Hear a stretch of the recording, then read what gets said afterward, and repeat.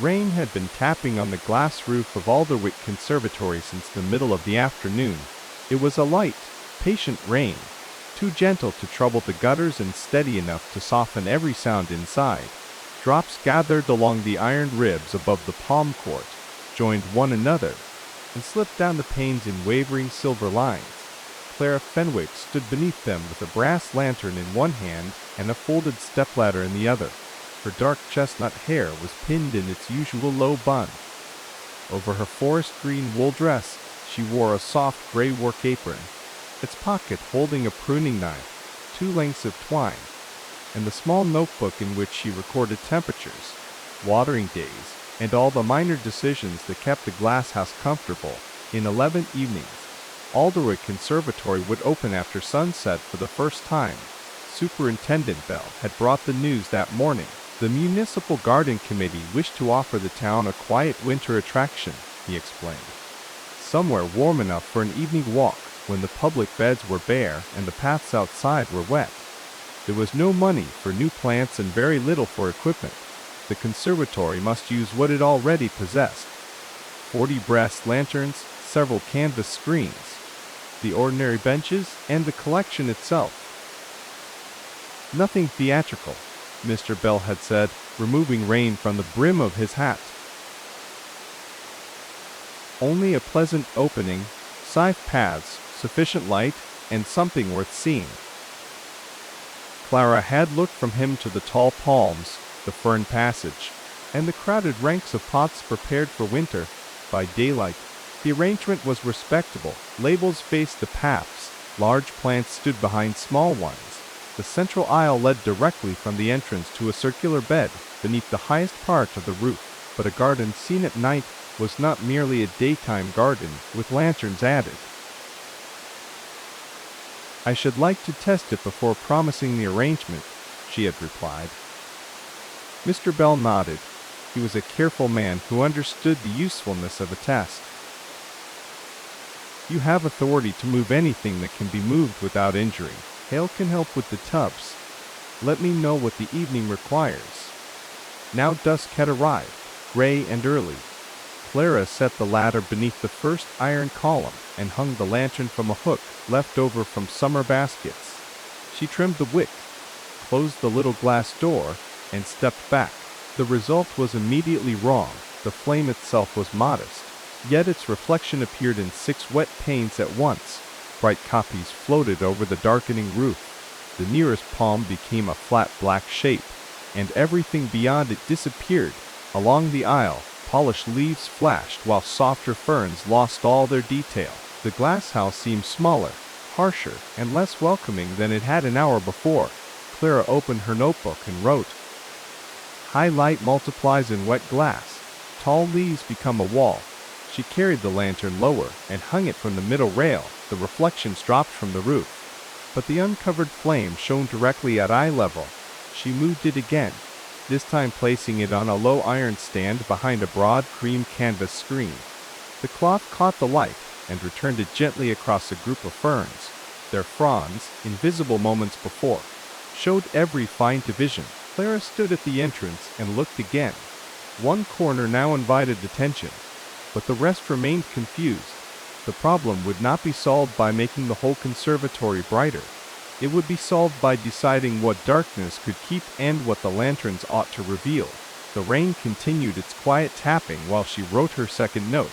Before locking the doors that night, Clara walked through every house without another light. She waited for her eyes to settle and learned the natural darkness of each place. The central palm court held a pale remainder of sky above it. The east passage became almost entirely dark beneath the fern shelves. The west house retained a faint amber glow from the boiler room wall. In the propagation room, whitewashed bricks reflected more than she expected. She did not move a single plant. First, she wished to understand the rooms as they were. At 8 o'clock, she closed the lower louvres, checked the boiler gauge, and turned the brass key in the public entrance. Outside, rain whispered over the gravel. Inside, one low lantern still glowed behind its canvas screen, making a small green world around the ferns. The following afternoon, Clara found Arthur Hale stacking empty clay pots in the service yard. Arthur had worked in the gardens longer than anyone else and could move a palm tub through a narrow door without touching either jam. "I shall need your shoulders after tea," she told him. "How many forests are changing address?" "Only 3 trees to begin with, and 1 bench." A modest revolution. They waited until the last daytime visitors had left. Rain darkened the yard wall and ticked against the glass. Unchanged from the evening before, Arthur rolled 2 wooden plant trucks into the palm court, while Clara arranged 6 lanterns at different heights. She screened some with canvas and left others bare. Then they entered from the public doors as though they knew nothing of the experiment. The first bare lantern produced a hard star of light. The second, hung high, repeated itself across the roof. A third stood behind a palm trunk and created a pleasant rim along the leaves, though the path beside it remained uncertain. The low-screened lanterns were quieter.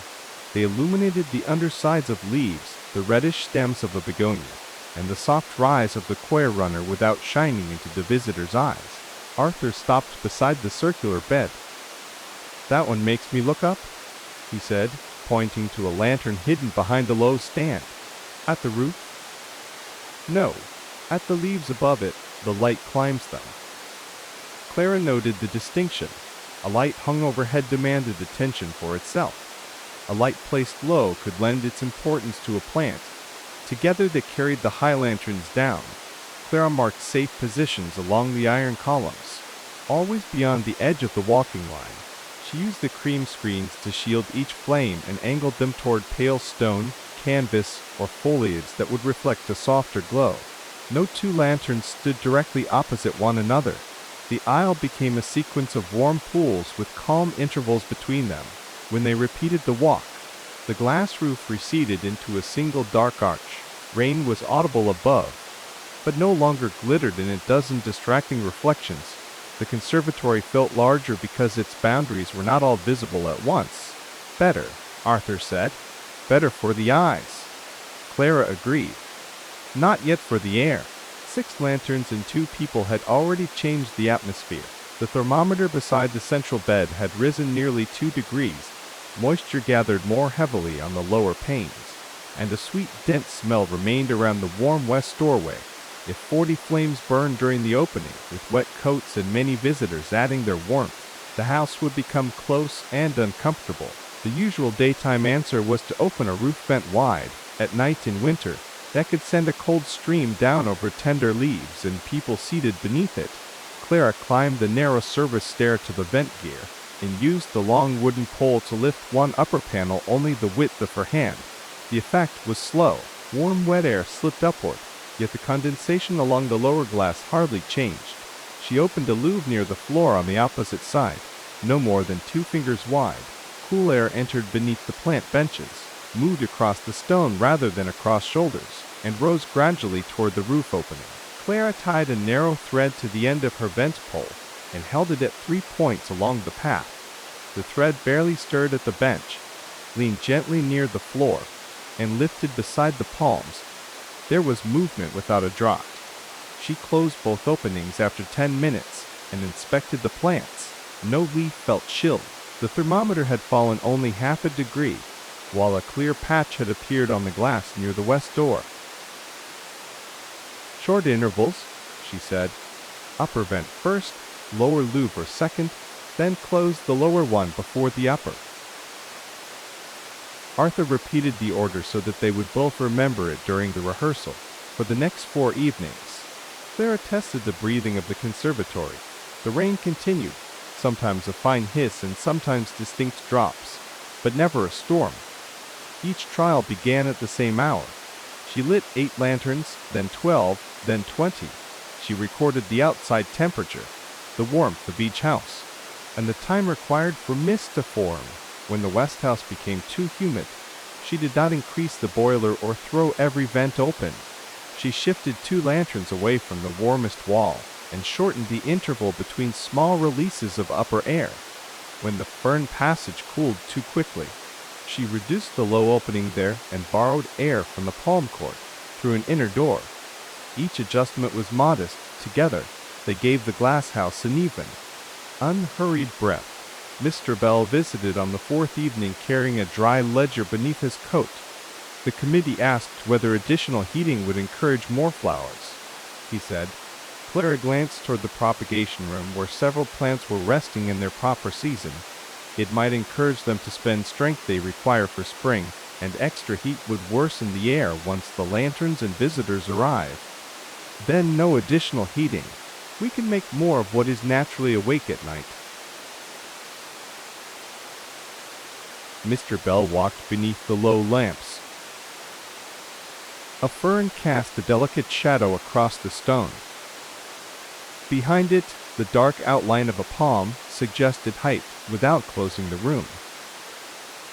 This is already more agreeable than a row of forced flowers, he said. Clara was pleased, though the arrangement still had a serious fault. With the light softened and the air clearer, she could now see that the plants themselves had been arranged entirely for day. Before changing them, she completed one further test of the light itself. In a cupboard behind the superintendent's room, Arthur had found 8 old lantern shades used years before for summer concerts. 4 were ruby glass and 4 were green. Mr. Bell thought they might lend the winter opening a festive color, and Clara agreed to examine them, rather than dismiss the thought by instinct. At dusk she placed 1 ruby lantern beside the pale veined begonias, and 1 green lantern near the fern passage. The rain made the colored reflections especially vivid. From the entrance, the ruby light warmed the bricks pleasantly, but it changed every green leaf toward brown and made fresh growth appear tired. The green shade preserved the fern's color while flattening their shadows. Fine divisions that had looked graceful in cream light became one dense shape. Clara tried the shades on the path instead. Ruby glass made the gray stone difficult to read, while green glass concealed the difference between the coir runner and damp moss at its edge. Both effects were mild, but neither helped the visitor place a foot with confidence. They make a stronger picture, Mr. Bell observed. For one glance, Clara said. But the plants must remain themselves for an entire walk. She replaced the colored shades with clear glass and cream canvas. The difference was quiet but decisive. Leaf color returned, the runner separated cleanly from the stone, and the brick walls ceased asking for attention. Mirva Bell carried the old shades back to the cupboard. Perhaps the summer musicians may have them again. Outdoors, with no leaves depending upon them, they may be very handsome. The experiment gave Clara one more rule. Any effect that announced the lantern before the plant was too strong for this opening.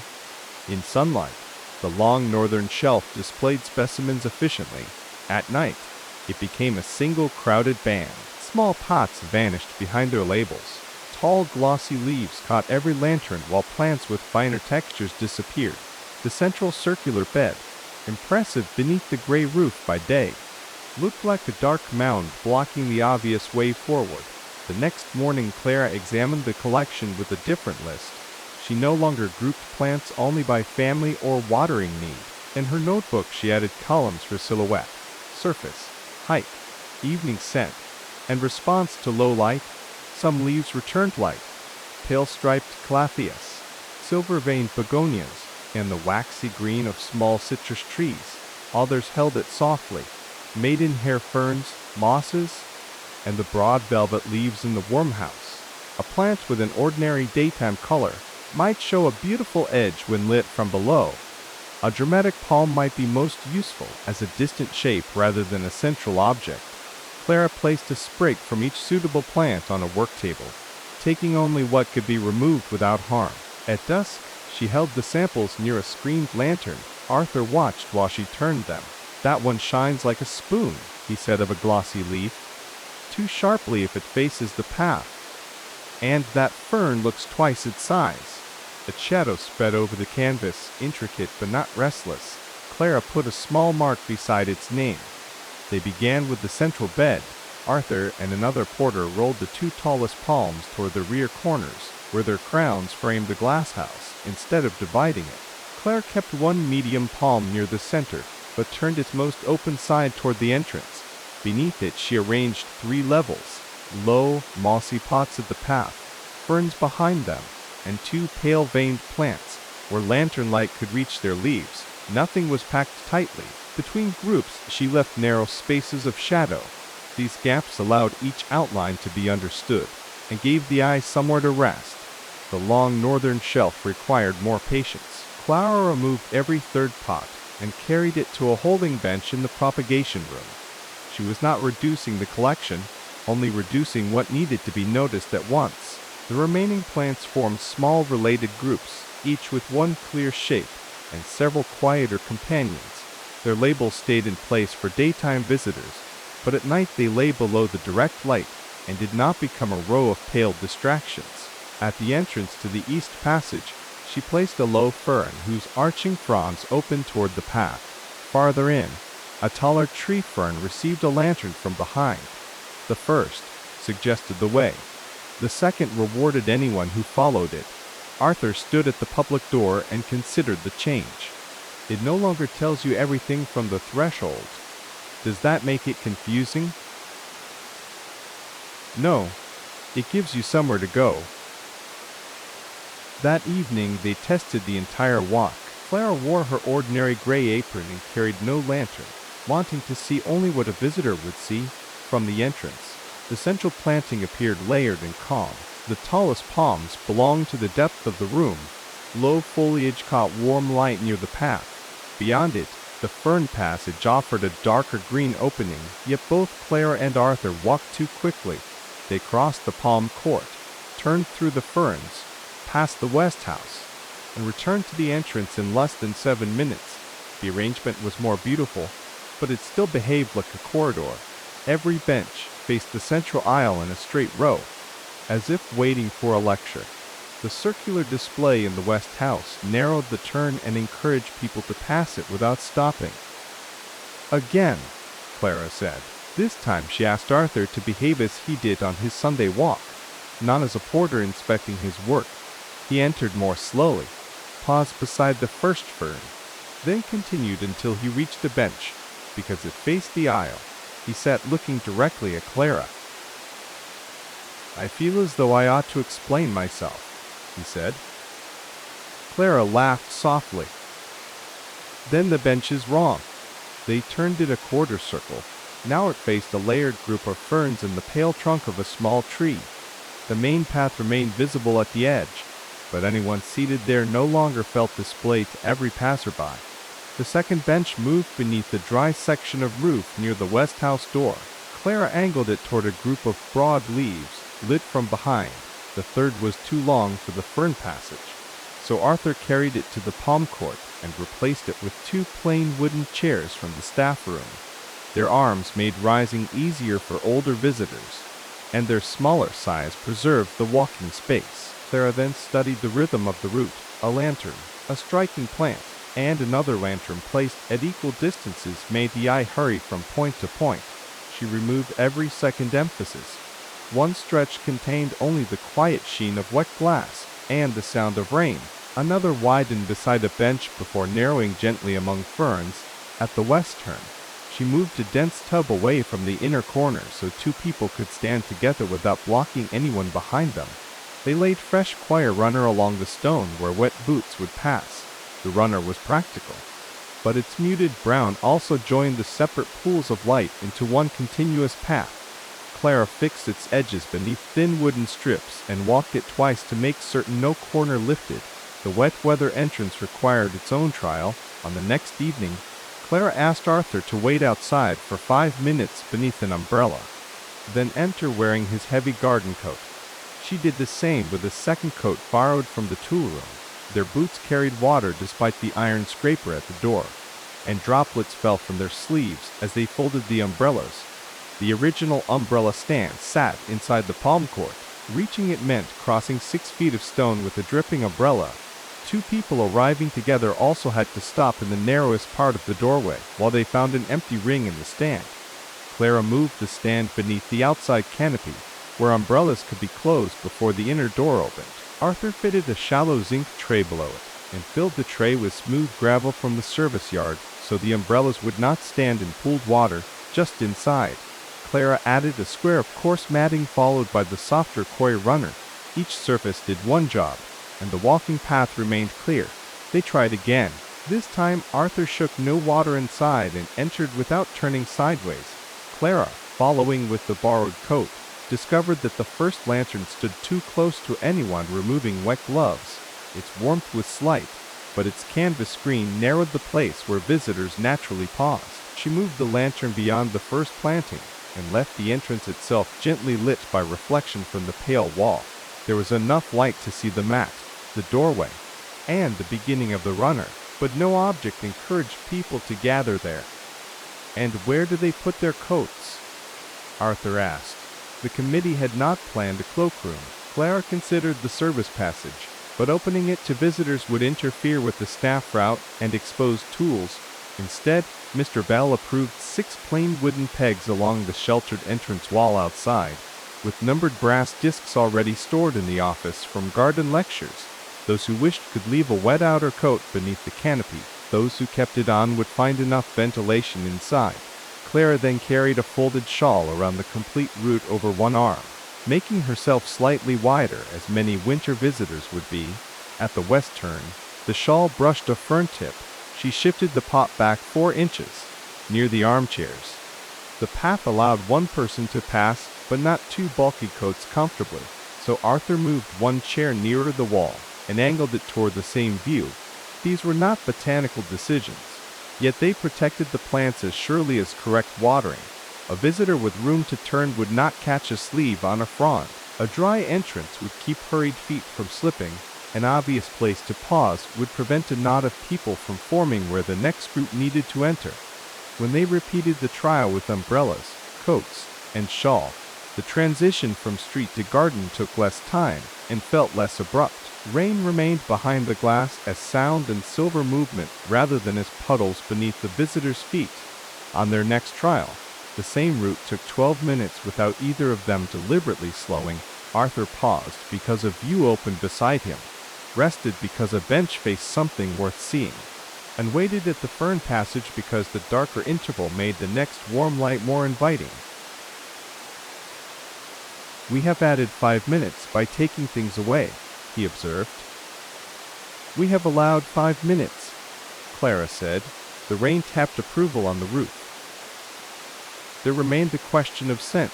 During the day, Alderwick's many small fragrances dissolved into open doors, moving visitors and cooler air. At night, with lantern warmth and slower walking, they gathered. Clara made her first scent inspection. After all other staff had gone, she began at the entrance and stopped at every turn, closing her eyes for several breaths. Damp soil and green leaves made a quiet foundation. Near the west house door, however, a flowering shrub and 2 pots of night-scented stock competed until neither was pleasant. Farther on, a modest white-flowered plant released its perfume only after dusk, but it stood behind a palm where nobody came close enough to notice. She did not wish to make the conservatory smell like a bottle of perfume. A scent should arrive, accompany a few steps, and fade before the next. The stronger shrub was moved deeper into the west house beside an upper vent. Its fragrance rose with the warm air instead of collecting at face height. Clara separated the 2 pots of stock, placing one near the entrance turn and the other in the holding house for the opening week. The white-flowered plant came to a low stand beside the second bench, but not directly beneath the lantern, where heat might shorten its bloom. She marked each position in her notebook and walked the route again after 15 minutes. At the entrance there was only rain, damp wool from her own coat, and the green scent of the palm court. The first trace of sweetness appeared near the east turn. It vanished among the ferns, where cool air smelled of moss and stone. A warmer fragrance returned beside the west bench, then lifted away toward the roof. The sequence felt natural because it was incomplete. No visitor would be asked to admire fragrance at every step. Clara also considered those who might find any strong scent uncomfortable. She preserved a clear route through the palm court where the air remained mostly neutral, and she asked Mr. Bell to keep both inner doors unlatched during the opening. Anyone could enjoy the lanterns without entering the warmer scented house. 2 evenings before the public opening, the staff held a rehearsal. Mr. Bell arrived first, followed by Arthur, the daytime gardener Mrs. Rook, 2 attendants, and Miss Perry from the municipal reading room. They left their umbrellas in a rack beneath the entrance canopy and brought the smell of rain inside on their coats. Clara had lit 28 lanterns, fewer than the committee expected, and 12 fewer than the number available. Every flame stood behind glass and a shield. Upper vents were opened by one hand's width. Lower louvers admitted air beneath the benches. The rain above remained visible only where a droplet crossed a warm reflection. "We shall enter in pairs," Clara told them. "Walk as you please. Sit if you wish. Speak normally. I need to know where the room asks too much of you." Mr. Bell checked his watch only to mark the beginning, then put it away. Clara remained near the service corridor with her notebook. The first pair paused correctly at the entrance, but the second caught up beside the central bed. The space there was attractive, yet not wide enough for 4 people to look and pass. Clara made a note. In the fern passage, Miss Perry reached toward a fine frond, stopped before touching it, and leaned closer. The light was sufficient for detail, without being bright enough to break the calm. At the west turn, Mrs. Rook sat on the angled bench and looked not at the path but upward through 3 layers of leaves. After 10 minutes, condensation began forming above the public door. Clara quietly opened the upper vent another 2 inches. Arthur adjusted the opposite lower louvre. The clear patch widened without anyone rubbing cold hands or drawing a coat tighter. At the end of the route, the attendants reported one dark edge near the propagation room door. Mrs. Rook found the west fragrance pleasant, but thought the stock at the entrance arrived too soon. Miss Perry said the bench in the palm court was restful, though a lantern behind it threw a moving shadow whenever someone passed. No one asked for more flowers. Clara listened to every observation. The rehearsal had not failed. It had given the glasshouse its final instructions. The next morning, she moved the entrance stock farther inward, where its fragrance would not mingle with wet coats. Arthur shifted the palm court bench 6 inches and moved its lantern to the opposite side. Clara added one screened light near the propagation room edge, angled down toward the core runner rather than toward a plant. At the central bed, they removed a low stand and widened the passing place. Then Clara tested what happened when the conservatory filled more slowly. She and Arthur entered, waited 1 minute, and asked 2 attendants to follow. The wider central space absorbed the small group. Those who wished to pause could step beside the foliage, while others passed without apology. By afternoon, all practical work was complete. Clara polished soot from the lantern glass, trimmed every wick to the same modest height, and filled the reservoirs. She checked the wooden strips along the runners and felt every bench for dampness. Arthur inspected the wheels beneath the heavy tubs and locked them. Mr. Bell placed a plain notice outside, protected beneath the entrance canopy, but no signs interrupted the garden within. Rain continued over Alderwick. It had become part of the preparation, washing the outside paths and keeping the glass roof in constant soft conversation. On the opening day, the conservatory received its usual daytime visitors. Children pointed toward the palms. 2 students copied plant names. A gentleman hurried through the entire collection before his umbrella had finished dripping in the stand. None saw the lanterns, which waited unlit behind the canvas screens. At 4 o'clock, Clara closed the public doors for the changeover. Winter dusk was already gathering.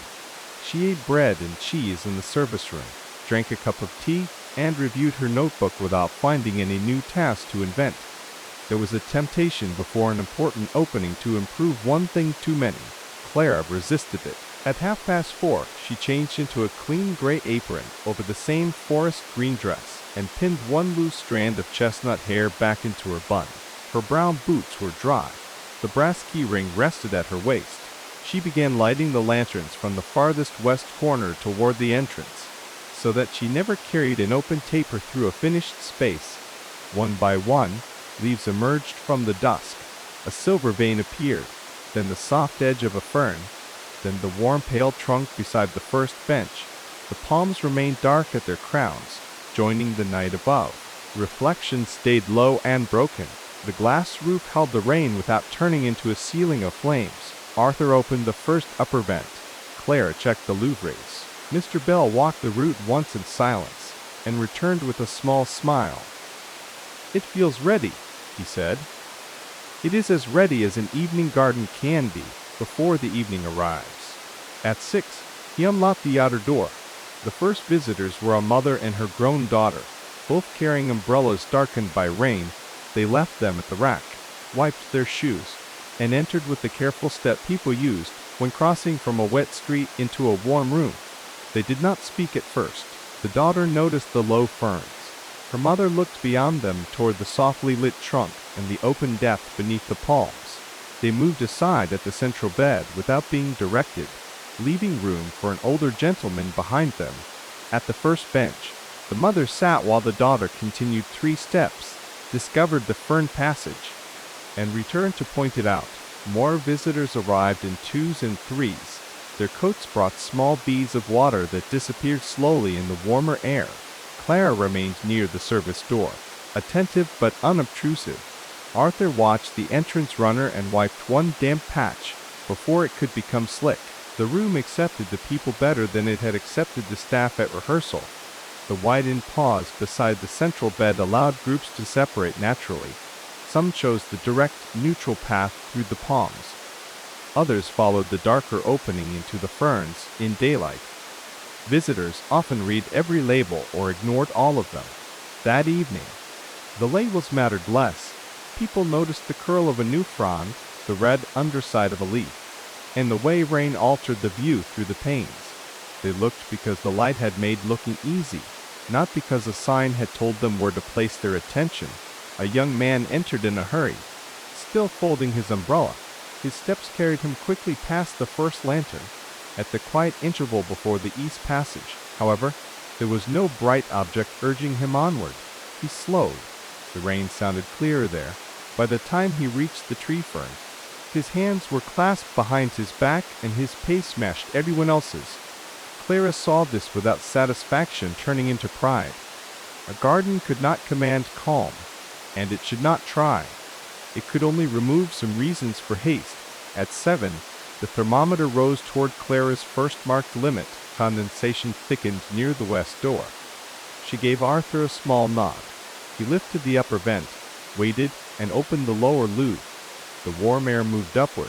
A few fern tips stirred so slightly that only Clara, watching for it, would have known. The clear patch returned to the glass. No visitor felt the draft. Near the west bench, the white flowers released their evening scent. A woman paused, glanced around for its source, and found a modest plant below the broad leaves. She did not call anyone over. She simply sat, breathed once more, and let the discovery remain quiet. Mrs. Root came through with her sister, and later told Clara that the fragrance now appeared at exactly the right moment. Miss Perry from the rehearsal brought 2 reading room patrons, who chose the armchairs in the fern passage and stayed through an entire interval of rain. Outside, wheels passed on the wet road. Inside, those sounds arrived softened through glass and foliage. Lantern flames made small, steady movements behind their screens. The layered plants held depth even when several visitors stood before them, because the tallest shapes remained visible above, and the lowest foliage opened around their feet. Mayor Bell counted admissions at the door, but after the first hour, he stopped looking anxiously toward the path. The conservatory was neither crowded nor empty. People came at the pace of a rainy winter evening and stayed longer than expected. One elderly visitor asked Clara whether the pale-veined plant flowered at night. "No," Clara said. "Those are its leaves. I have passed it every Thursday for 3 years. Daylight gives it less contrast against the wall." The visitor considered the leaf again. Then perhaps Thursday was the wrong time to meet it. Clara smiled. Only a different time. The answer remained with her as she continued her rounds. At 8, the rain became briefly more distinct, drumming a little faster across the central roof before returning to its patient tapping. Visitors looked upward, but the roof held no glaring reflections.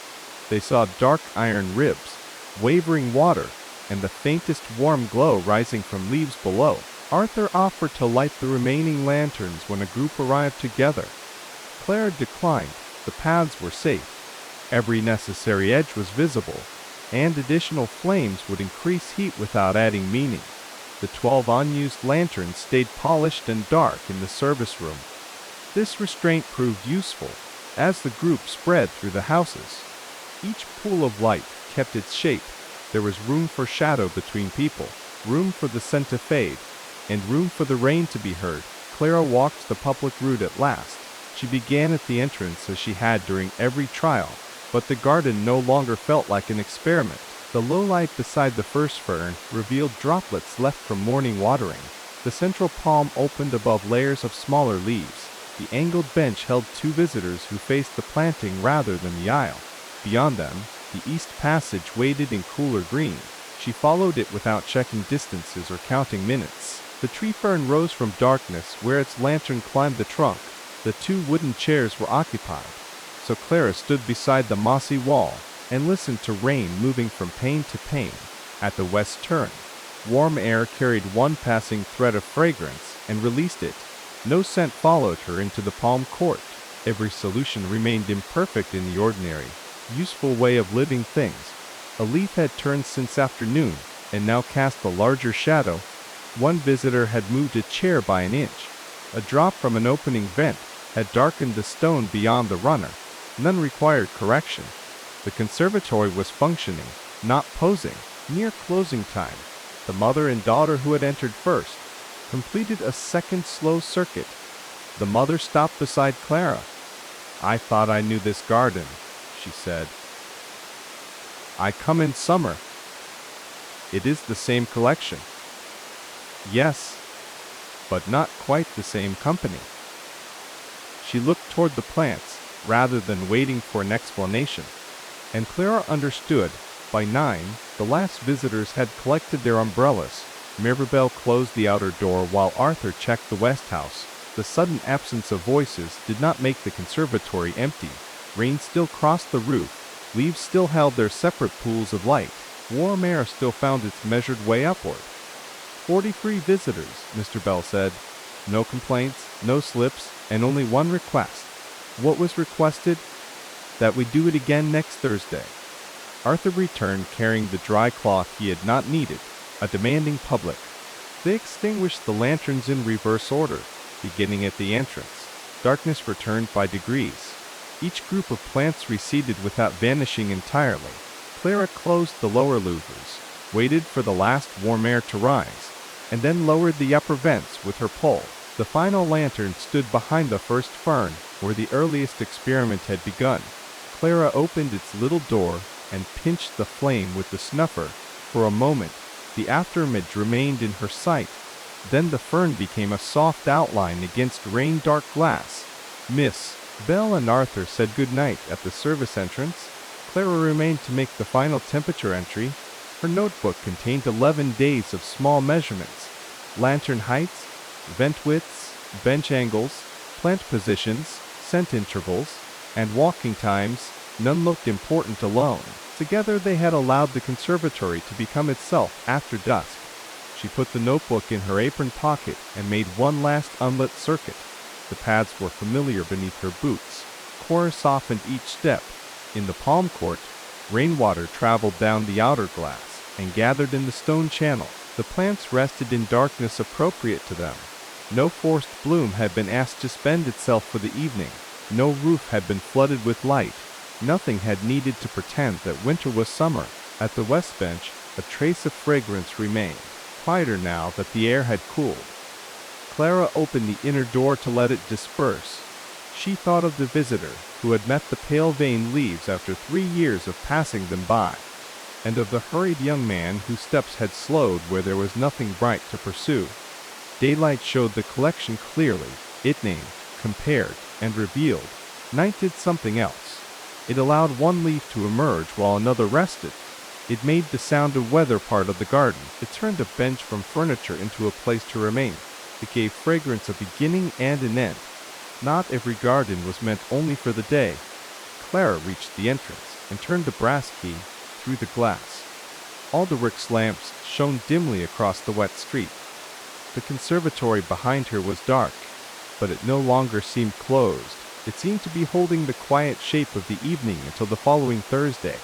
She lowered the hood of the last service lantern, stepped beneath the canopy, and opened her umbrella. Rain settled around her with the same gentle rhythm it had kept from the beginning, behind the misted panes. The palms and ferns rested in their carefully arranged layers. Ahead the street glimmered under a mild winter rain. Clara walked home at an unhurried pace, carrying the small brass keys at her side, and the knowledge that some places did not change when night arrived. They simply offered another way to be seen.